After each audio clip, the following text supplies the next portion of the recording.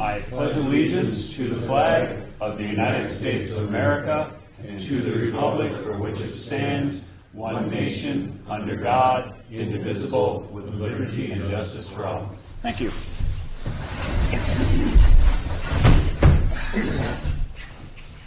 All right. We need to approve our regular agenda. I'll entertain motions on that. I'll move to approve the agenda. Do I have a second? Second. All right. All those in favor of the regular agenda signify by saying aye. Aye. Those opposed? Great. And next up is the approval of our consent agenda, our bill list and such. Entertain motions on that. I move to approve the consent agenda. Second. All those in favor, please signify by saying aye. Aye. Aye. And those opposed? Very good. We're going to jump right into staff agenda items. First on our list is our City Attorney, Brad Reefstick. Mr. Reefstick is not here this evening as he has no action items, saving the city some money. Our City Planner, Jennifer Haskamp, is next, and I'm going to let her take it from here. Jennifer? Mr. Mayor, members of the council, so I'm not exactly sure how to handle this because the applicant that is requesting the conditional use permit for agenda item 1 under my report is not here at the moment. So I did communicate with her. She is sick and is also having some other personal issues going on tonight. Okay. And she was going to do her best to be here, but she's not made it yet. So I'm wondering if perhaps it makes sense to go to agenda item 2 and see if we get a response back from her as to whether or not she'll make it or not, or how you'd like to handle it. Very good. Kim, is that, how would you handle that? Can we move that to 2 with a motion and a second on that, or can we just council prerogative to go to the second? You can just move to the second. Okay, well, why don't we do that, Jennifer, in case, we'll give her some time to show up. And the reason that I say that instead of just tabling this right away is I would have a couple of questions for the applicant and some other things for the applicant. So why don't we just go ahead and go to 2. We'll talk about the minor subdivision first, if that's okay. Perfect. All right. So I'm going to pull up the presentation. All right. So, Mr. Mayor, members of the council, we have a request before you this evening for a minor subdivision located at 7781 and 7995 Kimbrough Avenue North. It's a pretty straightforward application, as I'm sure you noticed when you took a look at your packets this evening, but I did think for those that are here, it would be beneficial to at least give a brief overview of what you're looking at. The 2 properties are actually non-contiguous, but part of an original plat back from the 1960s. And when that subdivision occurred, there was actually a private roadway that was created, or a cartway. It was actually a cartway standard to access 3 of the lots that were subdivided at the time.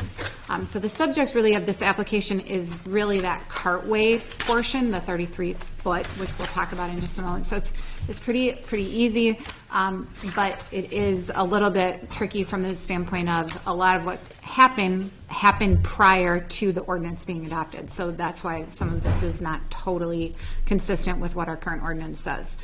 So the zoning of the properties this evening are A2. The subject area that is being proposed to transfer is approximately 42,900 square feet, or just shy of an acre. The proposed rearrangement results in that 1 acre being transferred from 7781 to 7995. And so the resulting parcel sizes are 7995 is 5.5 acres, so currently it is 4.5 acres. And 7781 is 25.3, so it loses an acre, but obviously but stays above the 20 acres, which is important for some of the accessory buildings, et cetera. So consistent with our process, all minor subdivisions, rearrangements, et cetera, go through a public hearing process. That public hearing was held at the Planning Commission on November 19th. There were no comments from the public, so no public testimony was given. We didn't receive any written testimony either. That the Planning Commission had a very brief conversation about it, but not a whole lot, and essentially passed it on to you and recommended approval with the conditions as noted by the staff. So the existing conditions of the site, you can see up here on the graphic. The parcel that is highlighted in red is the parcel that will be the receiving parcel of the 33-foot strip of land or private roadway. You can see the strip just barely underneath this blue line, which is here on the north side. I always forget you can't see my cursor, but it's on the north side. And currently 7781, which is just south of 7995, owns that strip of land. And as I said, that's sort of a holdover or a result of a subdivision that occurred in the 60s. So as you know, based on our current standards, actually lots are required to have public frontage. This lot does not have it, but it's considered legally non-conforming because it was created and platted in a lot of record before the ordinance went into play. So by giving this 33-foot cartway strip, if you will, actually the result is not a whole lot of change with respect to, it doesn't get public right-of-way access or any of that, but it does become owned by an adjacent property. So it's contiguous, which obviously could be seen as valuable in the future. So I briefly explained it. This is the proposed exchange. You can see the change between the red and the green. Pretty straightforward. In terms of the dimensional standards, both lots meet the dimensional standards. Obviously, the frontage is the one piece that it does not meet, but we've talked about parcels that are like this actually a couple of times over the last year or so with respect to lots that just existed before we put that frontage standard in. Additionally, the parcel size for 7995 does go up by an acre. As a result, the lot kind of trips into our next accessory building standards. So before it was allowed 2,000 square feet in 2 buildings. Now it's 3 buildings and 2,500 square feet. So that's really the only real effect, for lack of a better way of saying it, to the lot, the resulting transfer. Otherwise, we're essentially in the same configuration, just one of them will actually be adjacent to it and own it. There's no new access as proposed as a part of the subdivision. The access will continue to be from that 33-foot cartway. All 3 of the lots that are adjacent to that, 7995, 7975, and 7955, will all continue to have their driveway off that cartway. Obviously, a critical part of this is to ensure that the access to all 3 of those lots is maintained by this transfer, since we've got a different transfer or a different property owner as a result of it. So a requirement of this subdivision would be that access needs to be maintained in perpetuity for private roadway access. I don't have the title work with respect to that strip of land. There may be a perpetual driveway access easement that already exists on it, so it may not have to be written. If it doesn't exist, then the applicant needs to write it and make sure that that gets created to the satisfaction of the city attorney, which is in the conditions in the resolution. So we just want to make sure that that remains in a perpetuity, and if one property owner decides they don't like another one, that we can't take the access away eventually, which I've seen happen in other places. So as I stated, there's essentially 3 conditions that are noted in the resolution. The biggest one has to do with the driveway easement, private driveway, that be maintained for all 3 lots, and that can't go away. It must be maintained into perpetuity. If applicable, the attorney has to review that and also review the deeds if there's a transfer. There's not really necessarily a requirement here that the 33-foot strip be combined with the lot. So sometimes we require that. In this case, you can't really do anything with it, so we're not saying that that has to happen. As a result of it, it may or may not need new deeds, because the legal descriptions probably aren't going to change depending on how that works. It's really more related to that driveway easement. And then obviously the escrow accounts have to be brought up to date. So that is the high-level overview. I'm happy to answer any questions you might have with respect to the application. Gentlemen? Jeff? Tom? No, I don't think so. John? No, seems pretty straightforward. Okay, so it's interesting, Jen, that we're dealing with something that was done in the 60s that is non-conforming, but the residents and the changes that we're making bring this into a conforming pattern for us, and we deal with that a lot. Non-conforming either land use that's occurred in the past or even uses where we need to kind of bring it into the future. And we do that quite often. That is something that a city council has to do. We have to take the actions of our prior councils and move those forward and Jennifer has helped us do that. The only question I have for you on that easement, Jennifer, is, and pardon my ignorance, that needs to be recorded, that easement needs to be recorded against just the one property or all three fronted properties? I don't quite understand that. Well, it depends on, it depends, I guess. Part of it is if the private driveway easement already exists, the description may already state which legal descriptions it applies to. Or applied to it. Okay. Right. Otherwise, the description needs to apply to and reference those legal descriptions. Because the lots have been created, it's a little bit like cart before the horse kind of thing. I'm not sure what the timing was. If it's a new, then I would record it against all three, essentially, just so that there's a record of it everywhere. Okay.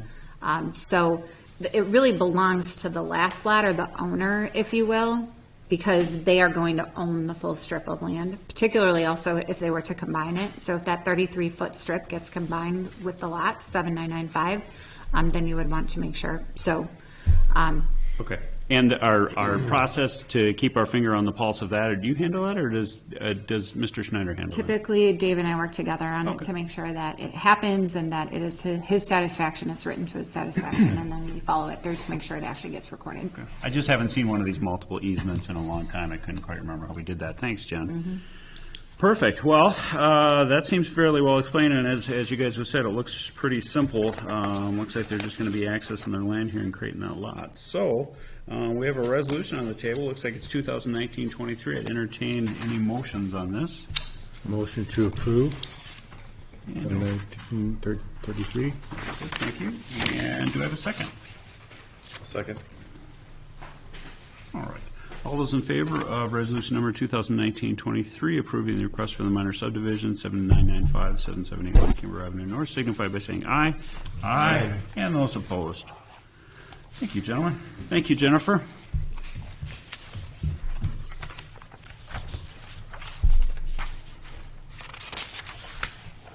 I'm going to come back real quick, Jennifer, and ask you if we've received any communications or notification from the applicant on the first action item here under your, Mr. Mayor, I have not, and she has not emerged. this person is not here right now. No.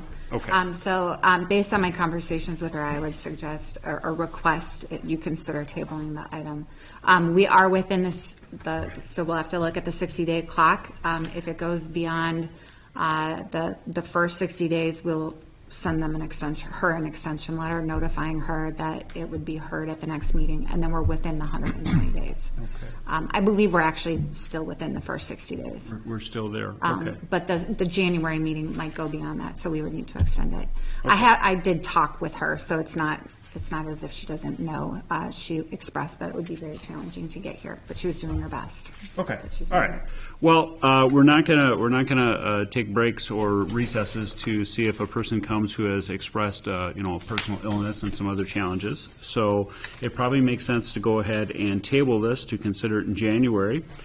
Some of you may have noticed there's only 4 council members up here. Unfortunately, we lost a council member. He moved away, didn't really lose him, he moved out of Grant, so we've lost him. And next, of course, in January, we'll be appointing someone to take his place, so we'll have a full council up here as well. So probably makes sense to follow Jennifer's recommendation and table. Any discussion on this, gentlemen? I believe a tabling request needs to come without discussion. So if I have a motion to table, that'd be great. Move to table. Very good. Do I have a second to table? Second. All those in favor of tabling until our January meeting, please signify by saying aye. Aye. And all those opposed. Thank you, gentlemen. We're going to go ahead and table that, as explained, until our January meeting, which is January 7th. January 7th.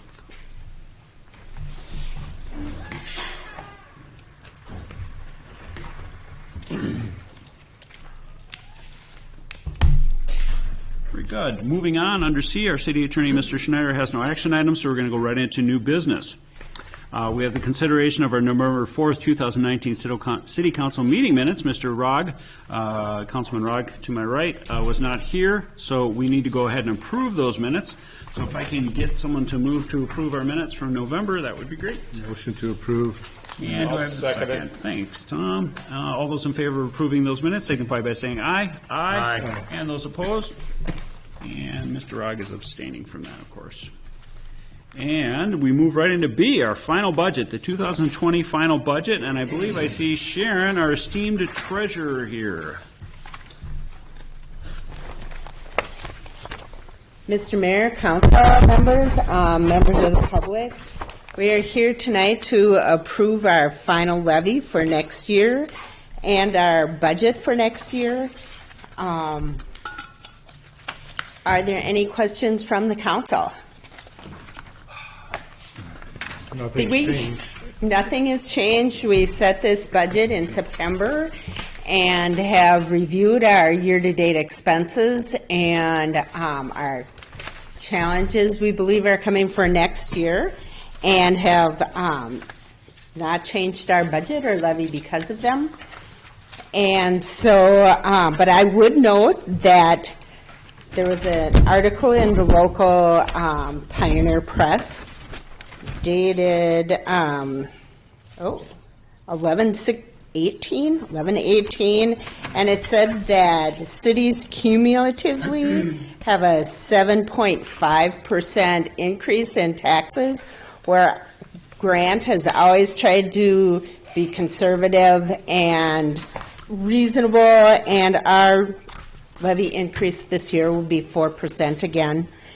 And the property tax average would be a 6% hike, that the property tax is made up of county taxes, city taxes, watershed taxes, some state taxes are in there, and mostly your school district taxes. So we have a small portion of your tax dollars, and we try to do our very best to spend them wisely. And so then our agenda item is for the 24th for the final budget. And if there are no questions or comments, I believe yes. I just think we ought to try harder next year to get up to the 7%. I just don't, I feel, I'm just throwing it out there. Well, it's interesting Tom says that. We had at 6 o'clock, we had our truth and taxation meeting, where residents, any resident can come and tell us to lower their taxes, raise their taxes, give us more services, give us less services. Once again, the building was empty. I've been sitting up here for, we had one person, but he didn't have anything to say about taxes, so I'm going to call it empty. We are incredibly efficient here. Our last census showed we have 4,106 residents. Hopefully that will be over 5,000 in our next census. We are incredibly efficient here. For between $500 to $600, you receive snow plowing, road maintenance, elections, administration, permitting, the council, our professionals, including a planner, a treasurer, an attorney, police and fire. Engineering. For between $500 to $600 per household. There's only right around 1,300 households here. We are a home in the country. We've never tried to be a city. We've never tried to do 7%. But if enough people told me to do 7% because they just can't live without that new town hall or something else, I'm here to take orders from the residents when it comes to that. I haven't received those orders. Not in years have I ever received those orders. So apparently people like to live out here in the country, and they like their low taxes, because certainly the other taxing authorities, whether it be the school, the county, or others, are more than willing to make up the difference. And we've seen that over and over and over.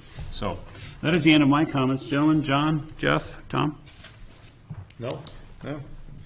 Mr. Mayor, council members, could I just add to that for people that are here and that will be watching this, that based on your budget, based on the level of services that you have, if people are inclined to not be happy with that level of service, the time to come is during your August budget meetings, where you discuss the preliminary budget and talk about those numbers for the following year. That is a great point. The truth and taxation that I mentioned tonight is actually the formal part of where the residents can come up and talk about this. But what our clerk has clearly pointed out here is if you show up here in August, when we're actually doing our budget numbers, I mean, you can sit right there and say, your budget, you should put more here, you should put more, you should raise more taxes here and there. That's where you can actually be part of the process. Well, yeah, Sharon, I get that. We wouldn't probably run it quite like that. But there would certainly be an opportunity for input there and to see what we're doing and how we're making our decisions. So all good points, and we are incredibly efficient. They There actually is can no other provide city. input anytime they want. Anytime, yeah. Anytime. Our phone numbers and our emails are on the website. We're very easy to get a hold of. Anytime, email, call, get a hold of us. Tell us to spend more money or spend less. We definitely want to hear. Okay, Sharon, anything else? No, we just need to pass the two resolutions, 24 and 25. Motion to approve resolution 2019-24, final budget. Do you need a number on that? Because I have looked through this thing. You don't need a number on that? Okay. The number is in there. Yeah, it is in there. Okay, real good. So we have a motion on the table. Do I have a second to pass the final budget? Second. Very good. All those in favor of passing our final budget, please signify by saying aye. Aye. Those opposed? Thank you, gentlemen. I'd like to make a motion to approve resolution 2019-25, establishing the final 2020 levy. Second.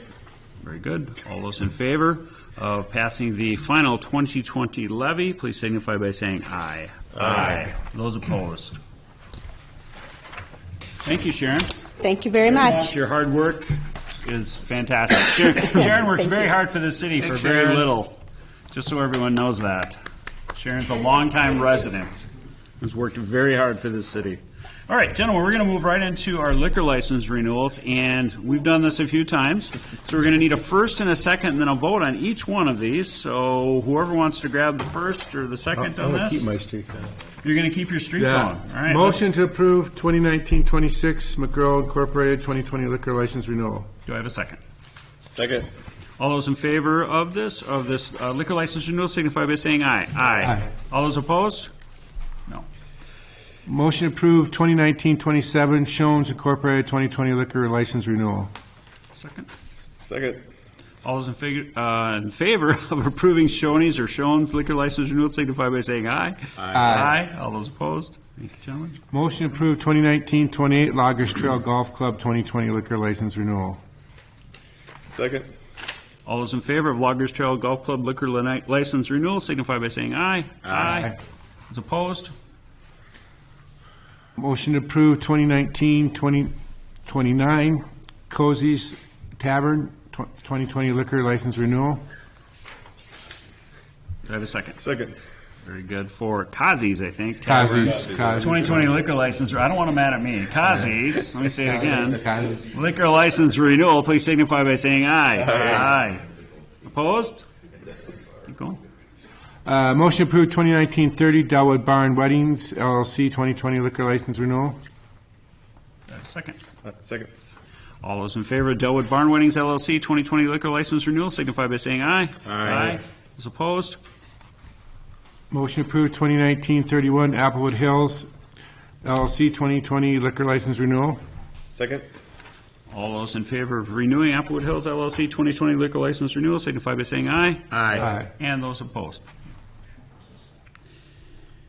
All right, very good. And I will note, just for the audience and the people watching this, each of these, if I'm not mistaken, Kim, they're first submitted to the Sheriff's Department for a look at their past liquor licenses. Background checks go first. So it isn't something that we just do without having background checks done on each one of these providers of the service in the city. So just so everyone knows that. Let's move into the consideration of appointment to declared vacant council seat. As I mentioned earlier, many of these folks may have noticed we have an open chair up here. Mr. Dennis Kopp left us last month. Unfortunately, he decided, and his family decided, that it was time to leave Grant and do some downsizing. So that took place, and he has left us. So the council has decided that we are going to consider an appointment to the vacant council seat, and we are going to do that next month. We were hoping to get letters of interest, resumes, whatever you want to call them, forwarded to the city clerk at city office. And then those will be looked at by the council and then discussed, and an appointment will be made in January. Kim, do you have anything to add to that? I would just add that we will post the vacancy and that you are looking at letters of interest prior to the January meeting, and to submit those letters to the city perhaps by, I think, November 20th. December 20th. December 20th, yeah. Do you prefer those via email or U.S. mail? Do you have a They can be preference? dropped off, they can be emailed, whatever they prefer. Whatever they prefer. Okay, good. And then we'll have a good long time to take a look at those. Our meeting in January is not until the 7th, if memory serves. So we'll have a good long time to look at those and consider our applicants and even contact them with questions if so needed or desired by the council. I don't think you really require any first or secondary motion, do you? I didn't think so. So we're going to go ahead and move forward. Is there any unfinished business? Doesn't look like it. We'll go to discussion items. Staff updates. Kim, Jennifer? Anything you'd like to update us on? And Mr. Schneider, anything from you? Nothing, thank you. Very good, thank you. City council reports or future agenda items. Gentlemen? Tom? John? Jeff? I just want to make sure that everyone understands that Denny was sitting here. I was over there. And I'm moving here. So if you think that this chair was empty, you are correct. Mayor and council members, if you think this hasn't happened before, it has, changing seats, yeah. So amiable. Yeah, it wasn't quite this amiable last time, but under city council rules, our chairs are selected, except for the mayor who sits in the middle. The council members' chairs are selected by the council members depending on their seniority at this table. So seniority is the determining factor of which seat you sit in, and it is a choice matter, and John has chosen. The choice has been made. So, let me talk a little bit about what's going on with me and some of the things that I've been involved with lately. We all know that the weather situation and the amount of water that we see in Grant in certain areas is very, very concerning. Some of the roads that we raised in the last couple of years are now underwater. We have been exploring our options as a city along with other governing authorities that have control over, this gets complicated, but they have actual control over the floodwaters themselves. The city could not go, for example, and put a pump in somewhere and move that water. Our main responsibility is to maintain access to properties. That means in this case, and I'm talking about Sunnybrook area, specifically 68th and Jocelyn Avenue North, what that means in this case is with the assistance and guidance of the appropriate authorities that are in charge of the floodwater, namely VBWD, Washington County Conservation District, with their assistance and guidance and permits in place, we are looking at raising those roads and raising them in the most efficient manner and raising those roads in order to guarantee access, at least I shouldn't say guarantee because there is no guarantee when it comes to this kind of weather. There isn't one. To do the utmost that we can within reasonable limits to get access to these properties. And that's what we're looking at right now. Where are we in that process? We had several meetings with emergency management in Washington County, Mr. Doug Berglund, great guy. They do a good job there. We've met with Joe Lucas and John Hanson at BBWD. We've also had our own city engineer involved in these discussions. So at this point, what we are doing is, we also had the county highway department come in, and it was very nice when they didn't charge us for this. They came in and they did some engineering studies of their own and determined what could be done to raise these roads, what their costs would be, just so that we had that. Obviously, those were, a little bit higher than we're normally used to paying for road work, but they were very, very helpful to start the process. So at this point, our engineer is looking at those plans. He is talking with our local contractor, our local road contractor, in terms of how he would do it and in terms of what those costs would be. Now, once those things come together, we have to identify culverts underneath these roads that we're dealing with. We have to identify whether or not we have right-of-ways underneath these. We cannot just go dump gravel on anyone's property without the proper right-of-ways. So we're identifying right-of-ways, we're identifying culverts, we're identifying whether or not we need to add culverts, okay, in order to equalize flow, because sometimes you can create a dam there. So we're looking at all these things, and once we have this information put together, then we'll set up another, call it a global meeting, with the same folks that I just talked about, VBWD, emergency management, our engineering staff. I'm sure the county will be there. I'm sure Mr. Myron, our county commissioner, will be there. And once we get all these people in the same room and we have this information, we can then make decisions in terms of how the road gets raised, how a road gets raised, whether or not there's going to be a permitting issue with VBWD. And I say that because every time floodwaters are diverted, whether a road comes up and acts as a dam and perhaps there's not enough culvert there, or whatever happens, whenever you change the water's path, there are downstream effects. So we need to plan for that as well as access to these neighborhoods. So, you know, access to these neighborhoods is great, that's our responsibility, but if we're causing downstream effects that are deleterious and are hurting other people, I mean, that all needs to be taken into account. In terms of progress, we're moving very solidly toward it. Do I have a date for those meetings yet? No, I don't know when those are going to happen yet. We're moving solidly toward it, but I will say this, I don't think that there'll be any action in terms of construction action or actually heavy equipment out there until probably closer to the spring. And that's kind of the timeline that I'm seeing on that. So, questions, gentlemen, from the council in terms of where we are, what we're doing, and even budgetary impacts. There was the last budget estimate of 140 grand or something like that? On what? On raising that road? Yeah. Yeah, I don't remember. At this point, I mean, we've got county numbers that are coming in that are in the $250,000 range. And then we have other contractors that are coming in and saying in the $50,000 to $60,000 range. So huge range, huge range. And in terms of nailing that down and getting it through that funnel of permissions and right away and where we do it and when it happens, this all needs to come down. I wish I could give snap answers to this or even snap answers on the budgetary cost of this, but this entire council is going to be involved in this as we move forward over the next couple of months. Once these meetings take place, we're going to come back and report, obviously, to all of you, and you're going to have all the information, and you're going to be able to start really making the decisions here. I'm just one guy sort of out putting the information together for you all. So, okay. Kim, do you have any comments on that? You've been at some of these meetings. I wonder if you might have any comments on that. Not necessary. Okay, real good. So it's a process. It's taking time because, again, the downstream impacts, the cost, the right-of-way, it's a complex problem to solve. We've never quite had it quite this bad there. It's bad, and I'm not sure what's going to happen this spring, and that's why I chose my words. I tried to choose my words very carefully because I'm not sure what's going to happen, but we're going to do everything we can within reason to get access to this neighborhood and to these people's homes. So I'm going to leave it there unless anyone has any other questions for me. Okay, we're going to move on from there, and ma'am, we're not going to have back and forth right here, but you feel free. Angela, you've emailed me before, and so has Danielle, if I remember correctly. You've emailed me before, so we can talk in more length than that, okay? Very good. Nothing else, or we're going to close down city council reports and future agenda items?